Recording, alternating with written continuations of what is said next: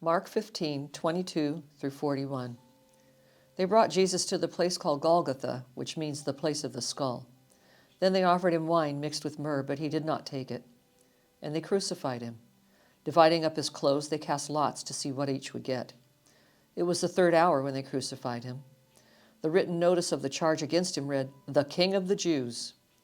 They crucified 2 robbers with him, one on his right and one on his left.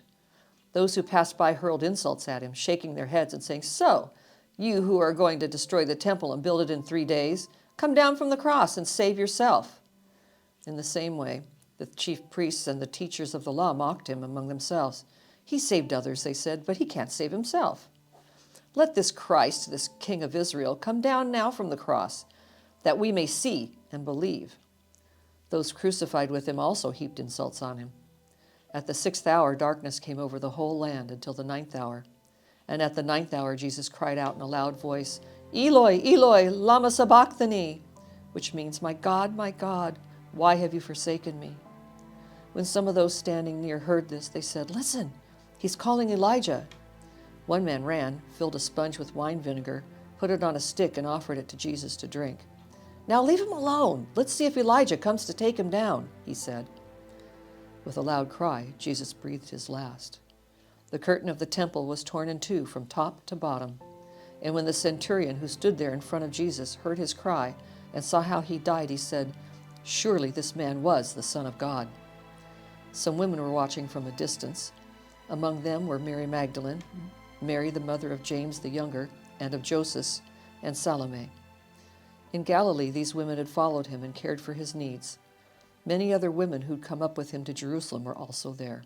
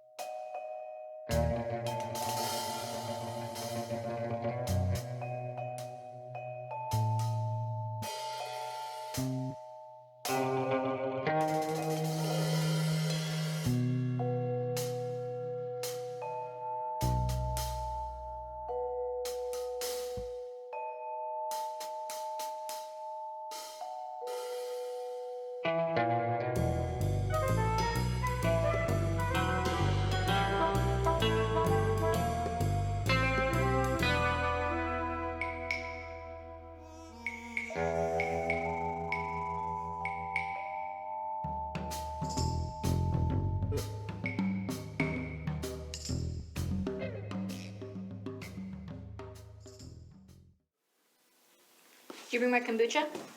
I brought coffee. What in the world is kombucha? And can't you see we're recording? Kombucha stimulates immunity, is a source of antioxidants that helps prevent diseases, and is a source of probiotics, in addition to being a source of important nutrients for health, such as vitamins from the B and C complex. Okay, but what is it? Coffee has benefits too, you know. Why, I read a study last week that said coffee helps with memory loss. I didn't say you shouldn't drink coffee. For me, I like my kombucha, which is a green or black tea beverage infused with bacteria and yeast into a sweetened tea. I don't know what to say to that, but we really need to get back to taping the show. How many times do I have to tell you? It's not taping, it's digital. Then roll digital. This is the city, Jerusalem. I always wanted to say that. Some 2,000 years ago, Jesus Christ was killed here. The question is, who killed him and why?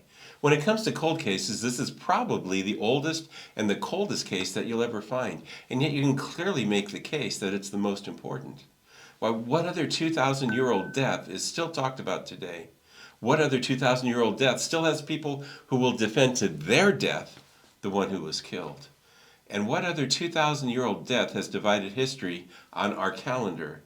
That's why it's BC, before Christ, and AD, Anno Domini, in the year of our Lord. What other person who lived approximately 2,000 years ago is still talked about and worshipped and prayed to? What happened 2,000 years ago is of the utmost importance. The case may have gone cold, but the passion is still red hot. But how do you approach a case that old? Where do you even start? Like all other cases, you have to start at the scene of the crime and then go from there. How do you find a crime scene after 2 millennia? Follow the evidence, even if it is thousands of years old.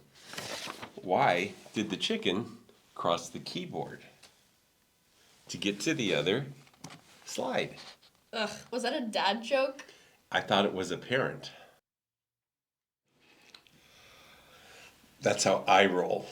Can we roll the tape? I mean, digital. There are a couple possibilities. A hill that looks like a skull near a garden today, and a more traditional site known as the Church of the Holy Sepulchre.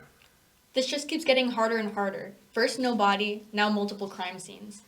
According to the evidence, we have an account. But how do you trust that account? I mean, you're probably the last remaining eyewitness. Well, you're familiar with the term chain of custody, right? Of course. It's the process that tracks the movement of evidence through its collection, safeguarding an analysis lifecycle by documenting each person who handled the evidence, the date and time it was collected or transferred, and the purpose for the transfer. There are accounts that claim to be first-hand observations of the time when Jesus lived and was killed. But how does that work with a case this old? How can you trust documentation that's that old? That's an understandable question. Remember that there are many people who value these written accounts known as the Holy Bible today as one of their most prized possessions.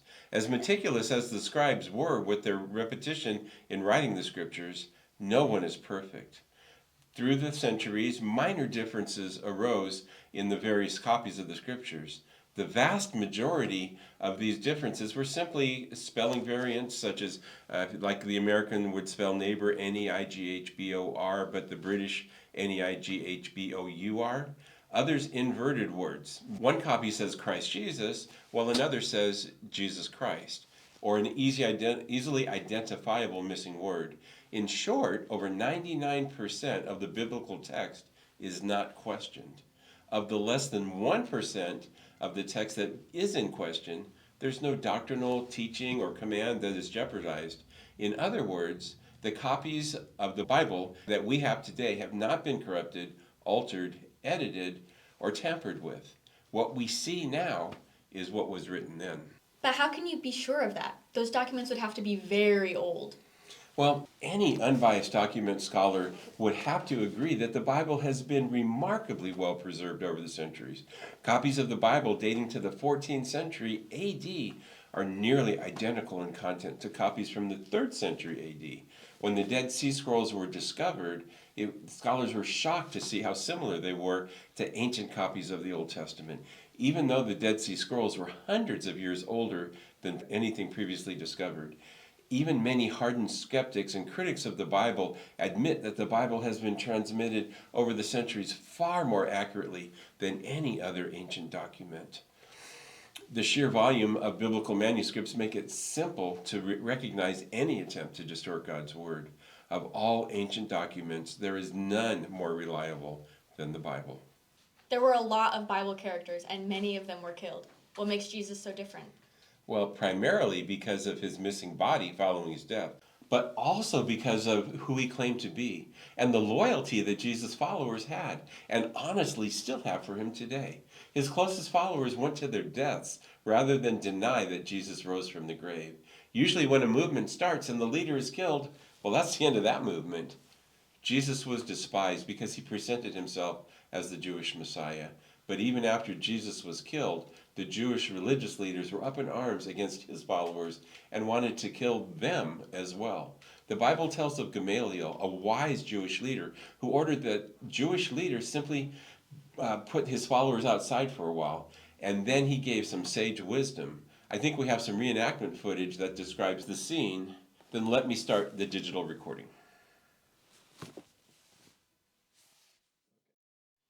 Acts 5:34-39. But a Pharisee named Gamaliel, a teacher of the law, who was honored by all the people, stood up in the Sanhedrin and ordered that the men be put outside for a little while. Then he addressed them. Men of Israel, consider carefully what you intend to do with these men. Some time ago, Theudas appeared, claiming to be somebody, and about 400 men rallied to him. He was killed, his followers dispersed, and it all came to nothing. After that, Judas the Galilean appeared during the days of the census and led a band of people in revolt. He too was killed, and his followers scattered. Therefore, in this present case, I advise you, leave these men alone. Let them go. For if their purpose or activity is of human origin, it will fail. But if it's from God, you will not be able to stop these men. You will only find yourselves fighting against God. According to Gamaliel's logic, Jesus' name would have been forgotten long ago. But history shows that he has not been forgotten. Just the opposite, in fact. But why would anyone want Jesus dead? Isn't that like murdering Mr. Rogers? How can we discover who really killed Jesus? Crime scene investigators have a variety of investigative tools at their disposal, perhaps the most prominent of which is fingerprinting, first used in 1910 to identify and convict murderer Thomas Jennings, who had left his fingerprints on railing while the paint was still drying. Fingerprinting has become so prevalent in modern-day crime fighting that it has even been found in everyday speech. For instance, someone might say, "You've got your fingerprints all over that project." We don't have any literal fingerprint from the scene, but we can look figuratively and see whose fingerprints are all over the cross. Still, who could have hated Jesus enough to want him dead? You'd be surprised at how many enemies even a peaceful man with strong convictions can make, starting with the leaders of his own religious belief system. Oddly enough, at the top of our list is a member of Jesus' own belief system, Caiaphas, the Jewish high priest when Jesus walked on the earth. Why would the Jewish high priest want Jesus dead? Well, all too often religion becomes about politics, and politics can lead to a power struggle. One of Jesus' most well-known miracles was the raising from the dead of a man named Lazarus, 3 days after he had died. While this great feat caused much rejoicing throughout Israel, not everyone was happy. Why was that? Well, just watch this. Caiaphas and his cohorts will explain in an eerily prophetic sort of way. Roll digital. John 11:45-53. Therefore, many of the Jews who had come to visit Mary and had seen what Jesus did put their faith in him. But some of them went to the Pharisees and told them what Jesus had done. Then the chief priests and the Pharisees called a meeting of the Sanhedrin. "What are we accomplishing?" they asked. "Here's this man performing many miraculous signs. If we let him go on like this, everyone will believe in him, and then the Romans will come and take away both our place and our nation." Then one of them, named Caiaphas, who was high priest that year, spoke up. You ask, what are we accomplishing? You know nothing at all. You do not understand that it is better for one man to die than for our whole nation to be destroyed. He did not say this on his own, but as high priest that year, he prophesied that Jesus would die for the Jewish nation. And not only for that nation, but also for the scattered children of God, to bring them together and make them one. So from that day on, they plotted to take his life. Still, I wish I had more information. Well, they say, if you want to know about the person, talk to the help. You may not know Caiaphas on a very personal level. However, you do spend quite a bit of time in his home. What kind of person would you say he is? How would you describe him? Very self-important, but I guess that kind of comes with the role. He's rather paranoid, always worrying about threats to his power. Does Caiaphas have a plan to overthrow Rome's control of Israel? No, when it comes to Rome, he'd prefer to let them do his dirty work, just as long as he could rule his little kingdom. It's more of a relationship of convenience more than anything. Jesus and the religious leaders of the day were constantly at odds. We see here that Caiaphas, the high priest, said that it was necessary to get rid of Jesus to save their position with the Romans, and in fact the whole nation of Israel. Clearly, he had motive, and from the time that Jesus raised Lazarus from the dead, it was no holds barred. Jesus even called the Jewish religious leaders a brood of vipers. Still, it sounds like Caiaphas' hold on power was precarious at best.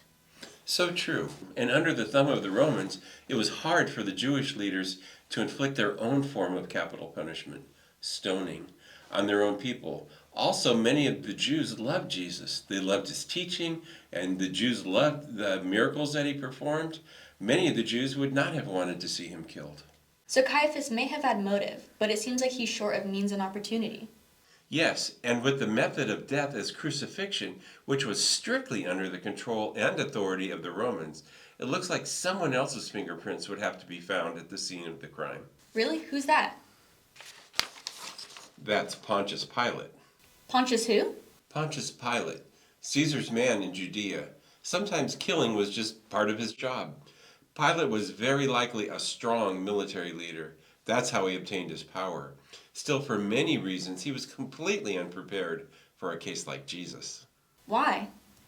Well, he certainly was not afraid to do Jesus harm and humiliate him. Pilate had Jesus flogged, and it was he who was responsible for the infamous crown of thorns on Jesus' head. He also allowed his soldiers to mockingly put a purple robe on his back. Why purple? It was the color of royalty at that time, so Pilate's men derisively called him the King of the Jews. It all sounds positively dreadful and incredibly gruesome. So again, why did Pilate hesitate? For all purposes, it appears internally, Pilate just did not believe that there was any real truth to the charges that were brought against Jesus. Is there tape? Digital? Why, yes, as a matter of fact, there is. John 19, 4 through 15. Once more Pilate came out and said to the Jews, Look, I am bringing him out to you to let you know that I find no basis to charge him. When Jesus came out wearing the thorn of crowns and the purple robe, Pilate said to them, Here is the man. As soon as the chief priests and their officials saw him, they shouted, Crucify! Crucify! But Pilate answered, Take him and crucify him. As for me, I find no basis to charge against him. The Jews insisted, We have a law, and according to that law he must die, because he claimed to be the Son of God. When Pilate heard this, he was even more afraid, and he went back inside the palace. Where do you come from? He asked Jesus, but Jesus gave him no answer. Do you refuse to speak to me? Pilate said, Don't you realize I have the power to free you or to crucify you? Jesus answered, You would have no power over me if it were not given to you from above. Therefore, the one who handed me over to you is guilty of a greater sin. From then on, Pilate tried to set Jesus free, but the Jews kept shouting, If you let this man go, you are no friend of Caesar. Anyone who claims to be a king opposes Caesar. When Pilate heard this, he brought Jesus out and sat down on the judge's seat at a place known as the Stone Pavement, which in Aramaic is Gabbatha. It was the day of preparation of Passover week, about the 6th hour. Here is your king. Pilate said to the Jews, but they shouted, Take him away! Take him away! Crucify him! Shall I crucify your king? Pilate asked. We have no king but Caesar, the chief priests answered. So based on what we just witnessed, would you say Pilate killed Jesus? What would his motive have been? Well, he certainly didn't seem to want Jesus to be killed. It seems like he was merely doing his duty and appeasing the crowd. But he seemed to be truly nervous about the whole thing. Perhaps there's one more piece of evidence that would help us understand Pilate. Matthew 27:19. While Pilate was sitting on the judge's seat, his wife sent him this message. Don't have anything to do with that innocent man, for I have suffered a great deal today in a dream because of him. It's so hard to understand. Pilate did not appear to want Jesus dead, and Pilate's wife did not appear to want Jesus dead. But the Jewish religious leaders sure seemed to want him dead. But we've already established they didn't have the authority to kill Jesus. They even told Pilate that they would have been responsible for Jesus' blood. It's hard to know who to blame. That's true, but I was taken by something that Jesus said to Pilate. The one who handed me over to you is guilty of a greater sin? Well, who would that be? In a way, Caiaphas handed him over, but even before that, one of Jesus' own followers betrayed him. Yes, the story of Judas is certainly well known. He followed Jesus for years, then sold him out for 30 pieces of silver. One of his own followers? That's always so hard to believe. But what could Judas's motives even been? That's a question that's been greatly debated over the years. Some say Judas was just no good. It was documented that he was a thief, even stealing from his own friends. The gospel accounts say he was controlled by the devil himself and doing Satan's bidding.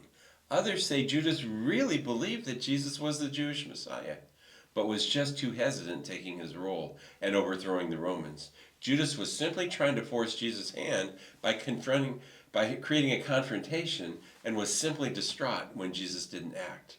Whatever his motive were, his actions took him directly to the priests, who took him to the Romans, who directly took him to the cross.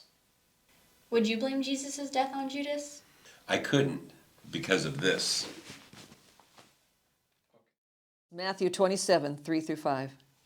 When Judas, who had betrayed him, saw that Jesus was condemned, he was seized with remorse and returned the 30 silver coins to the chief priests and the elders.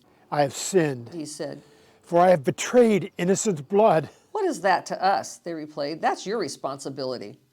So Judas threw the money into the temple and left. Then he went away and hanged himself. That certainly doesn't look like the actions of a guilty man, someone who wanted Jesus dead. Just because you're a traitor, that doesn't make you a murderer. Perhaps not, but it does look like a remorseful man, and it certainly seems like there is a good reason for his remorse. But once again, while he certainly played a part in Jesus' death, how could he be charged with actually killing him? How could he be found guilty? Certainly not beyond a reasonable doubt, and certainly he received the ultimate punishment for betrayal, even at his own hand. But are there any other suspects? Well, so far we've looked at the bitter Jewish religious leader angle, the Roman political power angle, and the traitor's follower of Jesus angle. These would be the usual suspects, but there are also some unusual suspects. Such as Jesus and God. Jesus and God. That sounds bizarrely counterintuitive. Yes, but we have to look at all the evidence. Some of the quotes from Jesus and God are quite incriminating. Let's start with Jesus. So you're saying that Jesus Christ is a person of interest in his own killing? Weird. Interesting. But what could his motive possibly be? A sacrificial death for the betterment of mankind. Jesus is recorded as saying, "I am the good shepherd." The good shepherd lays down his life for the sheep. It definitely sounds like he's planning to give up his life.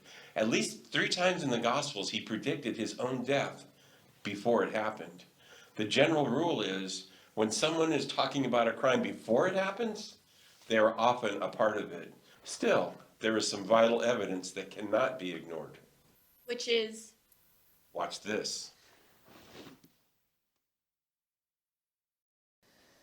Going a little further, he fell with his face to the ground and prayed, My Father, if it is possible, may this cup be taken from me. Yet not as my will, but as your will. Then he returned to his disciples and found them sleeping. Could you men not keep watch with me for 1 hour? He asked Peter. Watch and pray so that you will not fall into temptation. The spirit is willing, but the body is weak. He went away a second time and prayed, My Father, if it is not possible for this cup to be taken away from me unless I drink it, may your will be done.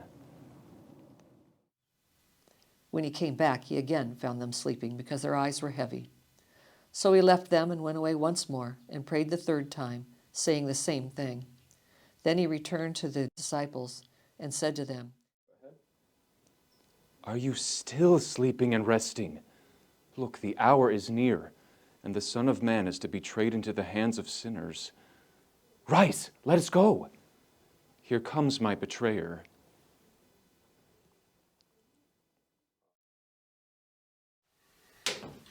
But who did Jesus indicate was in control? His Father. God? Yes, our next unusual suspect. How could God have wanted Jesus to be killed? Yet there is evidence that that is exactly what God wanted. The Old Testament book of Isaiah says, "Yet it was the Lord's will to crush him and cause him to suffer, and the Lord makes his life an offering for sin." Why would God do that? It makes no sense. Well, consider that God and Jesus' intent both revealed the idea of sacrifice. Jesus said he laid down his life for the sheep. Isaiah said the Lord makes Jesus' life an offering for sin. Okay, but what does that mean in regard to finding out who killed Jesus? What does that say about means, motive, and opportunity? It appears that they both determined that a sacrifice or offering needed to be made for sins. Isn't the idea that God is perfect and doesn't sin? Why the sacrifice? Because humans have sinned and needed the penalty paid somehow. The killing of Jesus, his crucifixion. That's the story from the Bible's perspective. The Bible reads that Jesus, who knew no sin, became sin on our behalf, so that we might become the righteousness of God. Wow. I don't really know what that says about who killed Jesus, but it says a lot about why Jesus had to die. That reminds me of the words of the British theologian John Stott, who wrote, "Before we begin to see the cross as something done for us, we have to see it as something that was done by us." That sounds rather personal. Renowned Dutch artist Rembrandt made it very personal in his painting, The Raising of the Cross. Looking at the painting, your eyes are immediately drawn to Jesus on the cross. In the background is the crowd gathered at the foot of the cross. But there's someone who figures very conspicuously in the painting. It's Rembrandt himself, in his iconic blue hat, with the lighting clearly on him, with both arms around the cross, helping to pull the cross up. Rembrandt was declaring that he realized he had helped crucify Jesus. His fingerprints were on the cross. That really makes it personal. So where do you think we stand in our investigation? Well, we examined the evidence. We've looked at our suspects, seeking motive, means, and opportunity. Who truly killed Jesus? I don't know. Caiaphas, Pilate and his wife, Judas, in some way all of them could have had a hand in Jesus' death, but none of them could reasonably be held responsible for this tragic death. They were all different backgrounds, different beliefs, different levels of authority. And then there are our unusual suspects, God and Jesus. I'm not even sure what to make of them. I know they'll never be convicted in a court of law. There's one more investigative tool that I'd like to introduce that I learned about from J. Warner Wallace. Who's that? He was a well-known cold case homicide detective in Torrance, California. He worked on many high-profile cold cases and gained quite a reputation in his field. And what was this tool? He refers to it as the fuse and the fallout.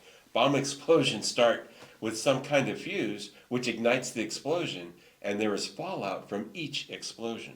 Sounds dangerous. Actually, it's a pretty simple concept. A fuse is lit and results in an explosion. There's fallout from the explosion and fragments going all over the place. Yes, I've read about that. They say that by looking at the fallout from a bomb, a skilled technician can actually tell exactly where it was detonated, and sometimes even who built it. But what does that have to do with the killing of Jesus? Well, what was the fallout from Jesus' death and the belief in his resurrection? His followers went all over the world, even facing their own death by violent means, proclaiming salvation in his name. Would you expect that fallout from Jesus' death if he had simply gotten on the wrong side of the prevailing religious leaders of the day and paid with his life? No, like Gamaliel said, he'd be long forgotten by now. Would you expect that fallout if Jesus had simply led a political revolution that was crushed by a much greater force? No, if that were the case, he'd just be a footnote in history now. Would you expect that fallout if Jesus had merely been betrayed by a traitor? There would have been sympathy, but it wouldn't have lasted for centuries.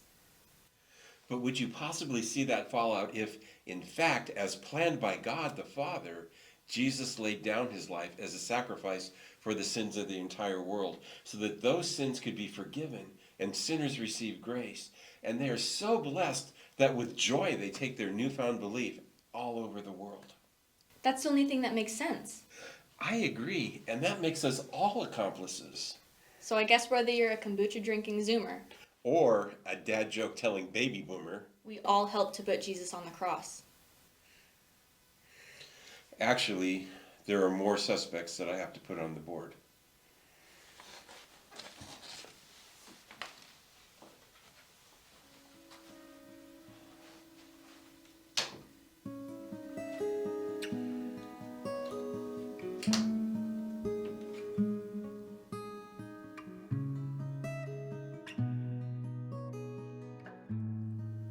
God made him who had no sin to be sin for us, so that in him we might become the righteousness of God. As God's fellow workers, we urge you not to receive God's grace in vain, for he says, "In the time of my favor I heard you, and in the day of salvation I helped you." I tell you, now is the time of God's favor. Now is the day of salvation.